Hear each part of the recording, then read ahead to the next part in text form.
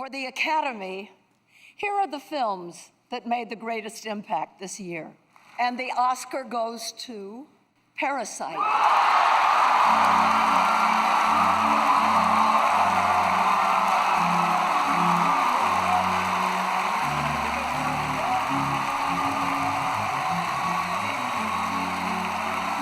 Parasite has 6 Academy Award nominations and is the first film not in the English language to win Best Picture, winning 4 Oscars tonight.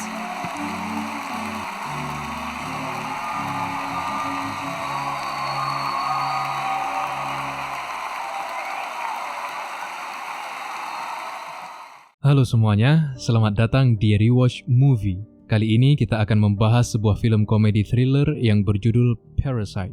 Film yang di situs IMDb memperoleh rating sebanyak 8,5/10 dari 850 ribuan suara ini digadang-gadang sebagai salah satu film asal Korea Selatan terbaik sepanjang masa, serta salah satu film terbaik di dekade 2010-an. Total, 4 piala Oscar 2020 berhasil disabet oleh film besutan Bong Joon-ho ini. Penasaran dengan alur cerita film ini? Kita mulai.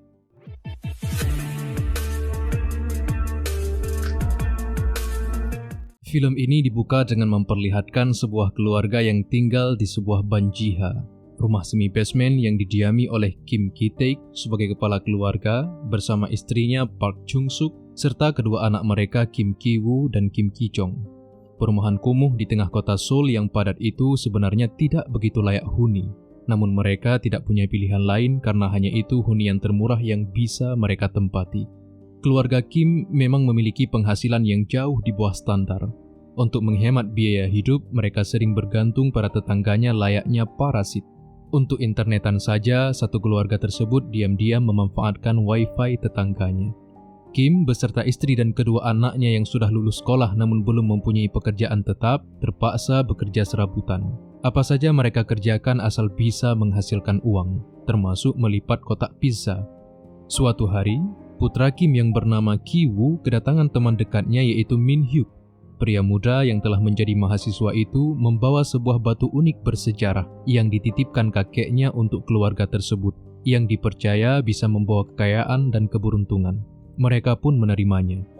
Min-hyuk hari itu juga menawarkan Ki-woo untuk menggantikannya sebagai tutor bahasa Inggris untuk Dahye, putri dari keluarga Park yang kaya raya. Min-hyuk akan berangkat melanjutkan studinya ke luar negeri dan ia lebih percaya untuk menitipkan Dahye yang ia sukai pada Ki-woo. Ki-woo awalnya ragu untuk menerima tawaran tersebut karena ia bukanlah mahasiswa. Namun kemudian Min-hyuk berkata, mengajarkan dasar-dasar bahasa Inggris tidaklah susah. Dan tentang bukti bahwa kamu adalah mahasiswa, bukankah adikmu jago dalam hal seni dan Photoshop? Kemudian Ki-woo meminta adik perempuannya Ki-jong untuk membuat tanda mahasiswa palsu sehingga Ki-woo bisa mengaku sebagai salah satu mahasiswa di Yonsei University. Di banjiha mereka, Kim memuji bakat seni Ki-jong yang luar biasa dalam hal pemalsuan dokumen. Ki-woo berkata bahwa tahun depan ia akan masuk ke universitas tersebut dan hanya mencetak dokumennya sedikit lebih awal. Ki-woo pun pergi ke rumah keluarga Park.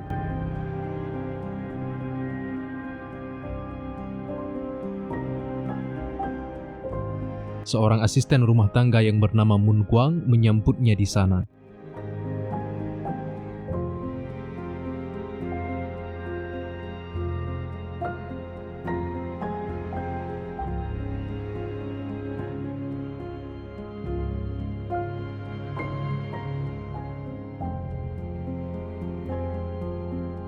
Saat sesi interview, Ki-woo tidak memberitahu nama aslinya kepada keluarga Park, melainkan menyamar sebagai seorang pria yang bernama Kevin. Yeon-kyo, istrinya Park, mengatakan ia tidak terlalu peduli dengan dokumen yang dibawa Kevin, karena Kevin adalah orang yang direkomendasikan Min-hyuk, dan asalkan mampu sebagus Min-hyuk dalam mengajar, tentu ia bisa diterima sebagai guru les private-nya Dahye. Dan rupanya Nyonya Park puas dengan cara mengajarnya Ki-woo. Bayaran pertama yang diterima oleh Ki-woo pun cukup tinggi. Nyonya Park juga bercerita bahwa tidak ada guru seni yang bertahan sampai sebulan untuk mengajarkan Dasong, putra bungsunya yang terlihat cukup hyperaktif dan juga berbakat dalam seni. Nah, kesempatan ini dimanfaatkan Ki-woo untuk merekomendasikan Ki-jong, adiknya yang dia ganti namanya menjadi Jessica, seorang guru seni terapan lulusan Illinois State University yang merupakan teman baik dari sepupunya. Dan tanpa merasa curiga, Nyonya Park percaya saja dengan Jessica yang direkomendasikan Ki-woo. Lalu keesokan harinya, Ki-jong benar-benar datang bersama Ki-woo. 제시카 외동딸 일리노이 시카고 과선배 남긴지 모르는 이사촌. Tentu dengan Ki-jong memperkenalkan dirinya sebagai Jessica, lulusan seni terapan dan psikologi seni. Awalnya, Nyonya Park ingin mengamati cara mengajarnya, namun Ki-jong menolak dan berkata kalau itu akan menjadi sesi pribadinya bersama Dasong. Memang awalnya Nyonya Park merasa was-was meninggalkan Dasong dengan orang asing. Namun kemudian, Ki-jong keluar dengan membawa hasil gambar Dasong malam itu. Dasong pun terlihat cukup sopan di depannya, tidak hyperaktif seperti biasanya.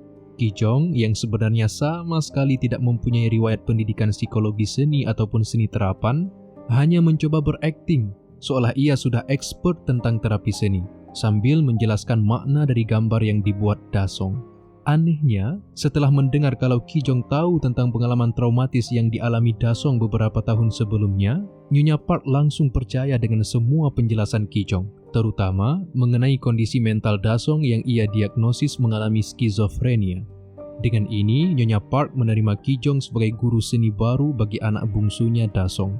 Meski saat itu Ki-jong menawarkan biaya yang sangat mahal hanya untuk sesi selama 2 jam, dengan 4 kali pertemuan setiap pekannya. Keluarga Kim nampaknya membuat rencana untuk memasukkan semua anggota keluarga mereka ke dalam rumah keluarga Tuan Park agar menjadi pekerja. Jadi, setelah direkomendasikan oleh Ki-woo, kini tugas Ki-jong lah untuk memasukkan ayahnya ke dalam pekerjaan di rumah tersebut. Ki-jong yang malam itu diantar oleh supir pribadi Park membuat jebakan dengan meninggalkan celana dalamnya di jok belakang mobil. Jebakan ini terbukti sukses untuk menyingkirkan sopir keluarga Park. Sebab keesokan harinya, Park mengira kalau supirnya itu bercinta di kursinya, yang bisa saja membahayakan reputasinya. Ia pun menyuruh istrinya untuk memecat sopir Yun tanpa mengatakan apa kesalahannya, lalu memberi uang pesangon yang lumayan besar agar supir Yun tidak protes di media sosial. Ki-jong yang mengetahui hal ini segera merekomendasikan ayahnya untuk menjadi sopir pengganti. Kali ini, ayahnya diperkenalkan sebagai orang yang pernah bekerja untuk pamannya yang telah pindah ke Chicago. Lagi-lagi Nyonya Park percaya dan menerima tawaran tersebut. Dia meminta Ki-jong untuk memberitahu informasi lowongan kerja sebagai supir Tuan Park kepada pria tersebut. Keesokan harinya, Kim Ki-taek yang memang pada dasarnya bisa mengemudi karena dulu pernah bekerja sebagai sopir dan juga juru parkir valet restoran, bersama Ki-woo mengunjungi sebuah showroom mobil untuk mempelajari fitur-fitur terbaru yang disediakan BMW model terbaru. Kemudian Kim menemui Park di kantornya untuk melamar pekerjaan. Saat sesi test drive, terlihat kopi di dalam gelas tidak terhenyak di belokan tajam. Dan Tuan Park cukup puas dengan kemampuan Kim sebagai sopir. Juga sebagai orang yang akan menemaninya setiap hari ke depannya, sopir Kim terlihat sebagai bapak-bapak yang sopan.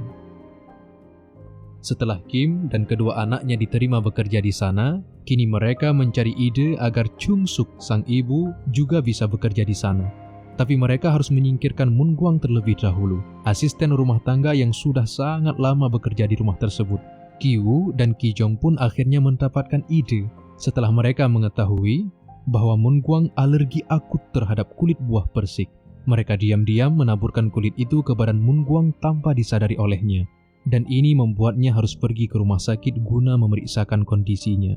Saat Moon Gwang berada di rumah sakit inilah Kim mengambil foto Moon Gwang. Kemudian menyiapkan skenario yang tepat untuk membuat cerita palsu dan meyakinkan Nyonya Park bahwa Moon Gwang adalah penderita TBC dan akan sangat membahayakan anak-anak untuk berada di dekatnya. Apalagi sesaat sebelum mereka tiba di rumah setelah berbelanja, Ki-jong menaburkan debu kulit buah persik di pundak Moon Gwang yang menyebabkan Moon Gwang terbatuk-batuk dan sesak nafas tepat di depan Nyonya Park.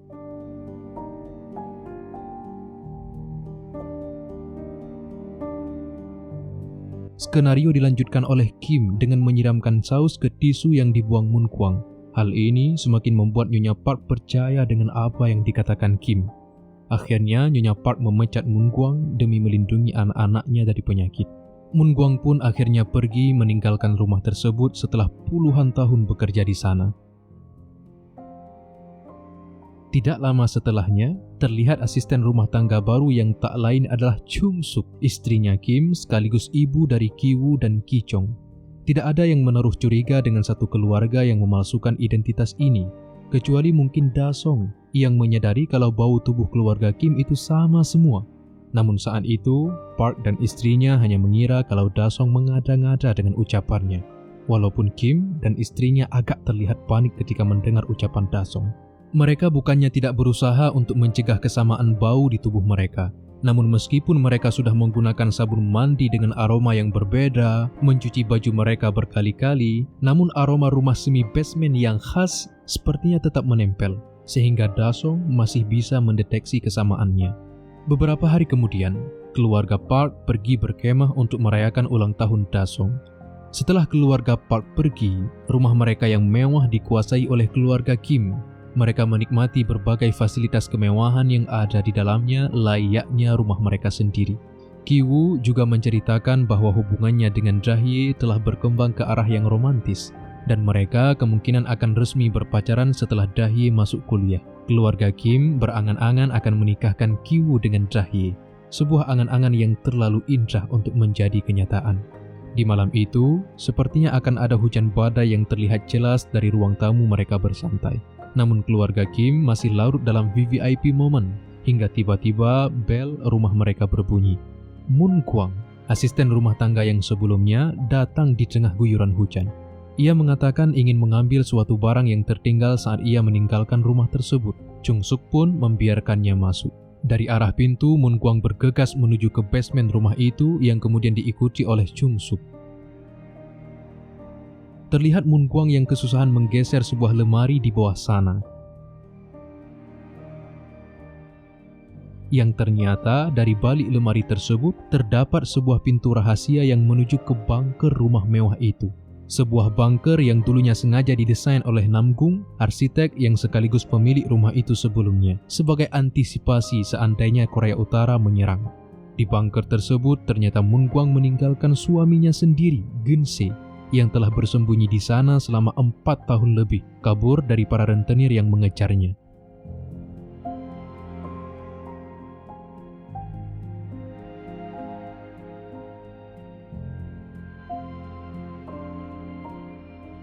Melihat hal ini, awalnya Chung Suk ingin melaporkan mereka ke polisi, namun Moon Kwang menawarkan uang tutup mulut dan tawaran kerjasama untuk membantu Geun-se bertahan di bunker ini, karena para rentenir masih belum menyerah untuk mengejarnya.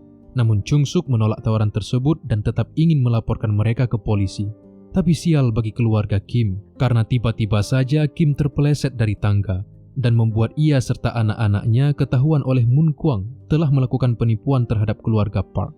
Moon Kwang sempat merekam mereka dan menjadikan rekaman tersebut sebagai ancaman bagi keluarga Kim. Keadaan pun segera berbalik. Kini Moon Kwang dan suaminya lah yang menikmati fasilitas kemewahan di rumah tersebut.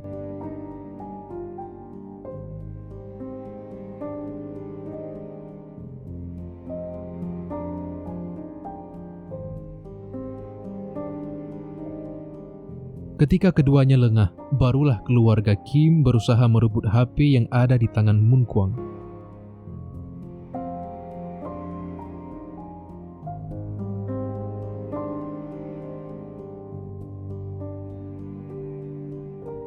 Mereka berenam terus bergelut hingga tiba-tiba terdengar bunyi telepon yang berdering. Ternyata itu adalah Nyonya Park yang memberitahukan bahwa dalam 8 menit mereka akan sampai di rumah. Camping untuk merayakan ulang tahun Da-song terpaksa dibatalkan karena luapan sungai telah merendam area perkemahan mereka. Tentu di situasi tersebut, keluarga Kim terlihat begitu panik. Mereka berusaha membereskan semua kekacauan yang terjadi di rumah tersebut dan menyekap Moon Kwang dan Geun-se di bunker. Mereka berhasil melakukannya tepat saat keluarga Park tiba kembali di rumah. Keluarga Kim selain Chung Suk bergegas bersembunyi. Ki-woo berada di kamarnya Jahye, Ki-jong merengsek ke bawah meja di ruang keluarga, sedangkan Kim di bunker masih menangani Moon Kwang dan Geun-se. Di dapur, Chung Suk bersikap seakan-akan tidak ada yang terjadi di rumah selama keluarga Park pergi. Dengan perasaan was-was, ia mendengarkan cerita Nyonya Park tentang Da-song yang memiliki pengalaman traumatis saat ulang tahun Da-song 2 tahun sebelumnya.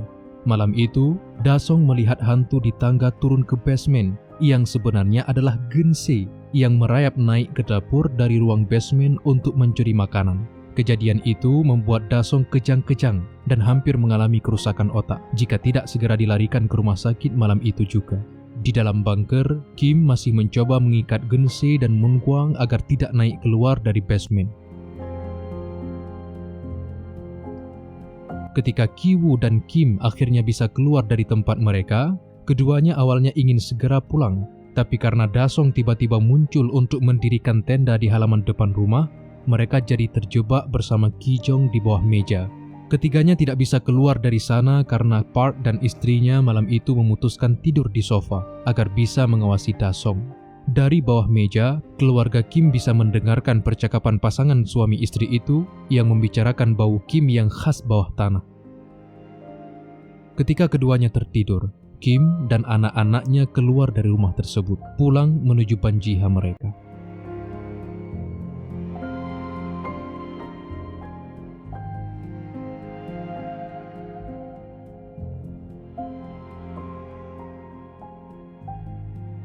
Keluarga Kim menerobos hujan badai dan masih memikirkan bagaimana caranya menyingkirkan Moonkwang dan Gensei dari bunker.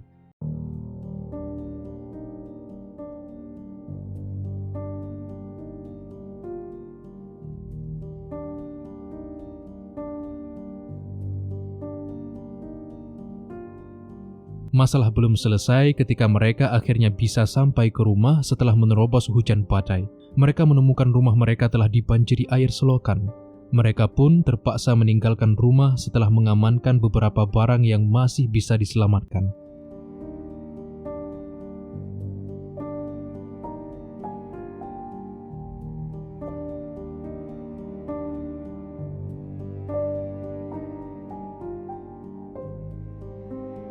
Sementara itu, di rumah keluarga Park, si bungsu Dasong yang belum tertidur menangkap kode Morse yang dibuat Gensei dari bunker dengan menggunakan lampu yang saklarnya terhubung ke bunker.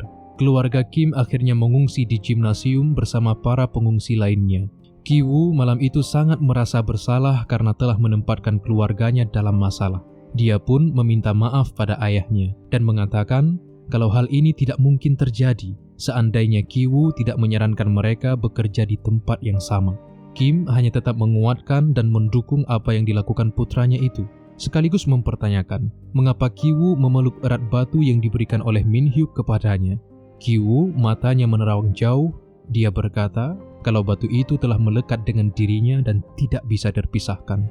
Kim tidak terlalu mengerti dengan maksud perkataan anaknya tersebut. Lalu keesokan harinya, Nyonya Park mengadakan pesta ulang tahun Dasong di rumah. Ia mengundang teman-temannya untuk hadir termasuk Ki-woo dan Ki-chong. Sedangkan Kim dan Chung-suk diminta untuk membantu persiapan pesta mereka.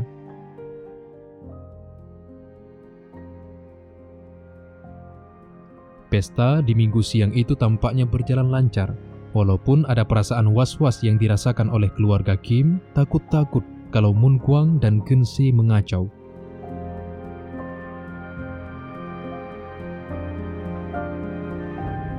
Entah rencana apa yang ingin dilakukan Ki-woo yang datang ke pesta dengan membawa batu pemberian Min-hyuk di tangannya. Ketika ayah, ibu, dan adiknya ingin bekerja sama dengan Moonkwang untuk menutupi semua kebusukan mereka, Ki-woo justru ingin menghabisi keduanya sebagai bentuk tanggung jawabnya.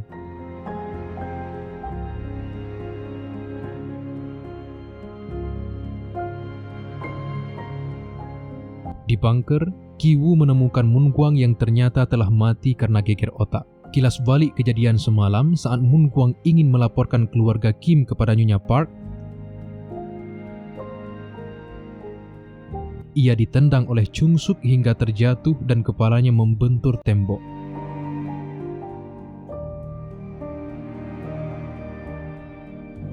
Ketika Ki-woo sedang lengah, ia dihajar oleh Gensei menggunakan batu yang Ki-woo bawa sendiri. Darah mengalir keluar dari kepala Ki-woo. Dia tidak sadarkan diri di basement. Tak berhenti sampai di sana, Gensei benar-benar menggila dan ingin membalas dendam kepada semua keluarga Kim. Dengan pisau dapur di tangannya, ia merengsek ke tengah pesta dan menusuk Ki Jong tepat di dadanya. Da Song pingsan lagi melihat penusukan guru seninya itu tepat di hadapannya. Chung Suk yang melihat hal itu langsung menyerang balik Geun-se.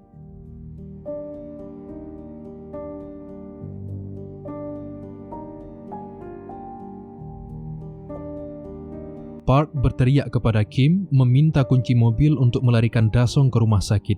Namun sial, kunci mobil yang dilemparkan Kim tertindih badan Geun-se yang ambruk ke tanah. Pergulatan terjadi di antara keduanya sampai Chung Suk berhasil menusuk Geun-se menggunakan tusukan barbeque. Kim yang melihat reaksi Park terhadap bau Geun-se yang selama ini mendekam di bunker, merasa marah dan terhina. Rasa sakit hati yang selama ini ia pendam, akhirnya membuatnya memutuskan untuk membunuh Park menggunakan pisau yang dibawa oleh Geun-se.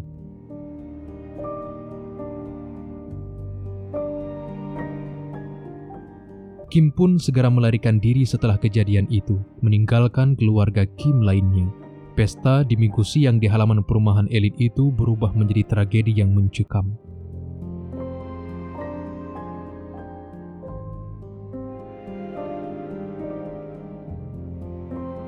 Satu bulan kemudian, Ki Woo siuman dari koma setelah operasi otak yang dijalaninya.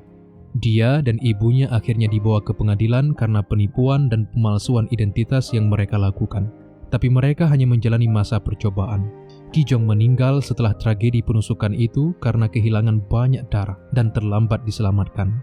Sementara itu, Kim masih menghilang semenjak kejadian mengerikan itu. Tidak ada yang tahu keberadaannya. Bahkan Ki Woo dan Chung Suk sebagai anggota keluarganya pun tak pernah tahu di mana keberadaan Kim. Berita kematian Park menyebar di media dan masih menjadi misteri. Karena petugas kepolisian tidak ada yang mengetahui motif pembunuhannya.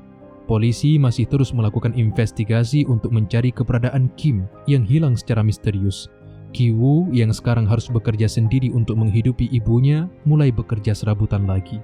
Setelah media berhenti memberitakan dan polisi berhenti membuntutinya, Ki Woo sering memata-matai rumah Park yang sekarang ditempati oleh keluarga Jerman yang tidak mengetahui sejarah rumah tersebut. Ketika sedang memantau rumah tersebut, Ki Woo menangkap pesan kode Morse dari lampu yang berkedip-kedip. Kim ternyata ada di dalam bunker. Ia bersembunyi di sana. Tidak ada yang curiga bahwa Kim bersembunyi di bunker itu. Mengingat saat rumah tersebut berpindah tangan dari pemilik sebelumnya kepada Tuan Park, ia tidak diinformasikan tentang keberadaan bunker tersebut.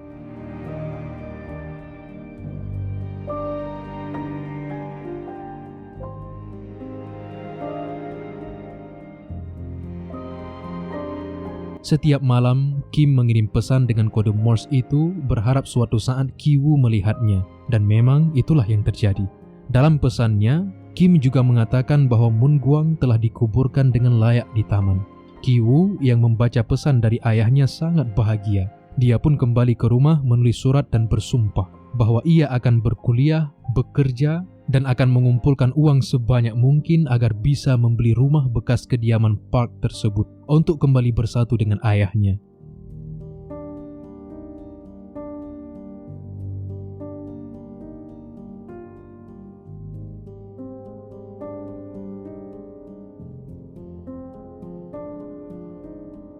Tentu itu masih dalam bayangannya, dan film pun selesai.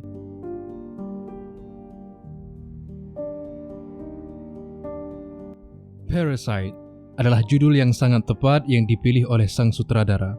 Bong Joon-ho mengatakan, karena cerita ini mengenai keluarga miskin yang menyusup dan merayap ke dalam rumah orang kaya, tampaknya sangat jelas bahwa Parasit mengacu kepada keluarga miskin itu. Namun jika Anda melihatnya dari sisi sebaliknya, Anda dapat mengatakan bahwa keluarga kaya juga parasit dalam hal pekerjaan.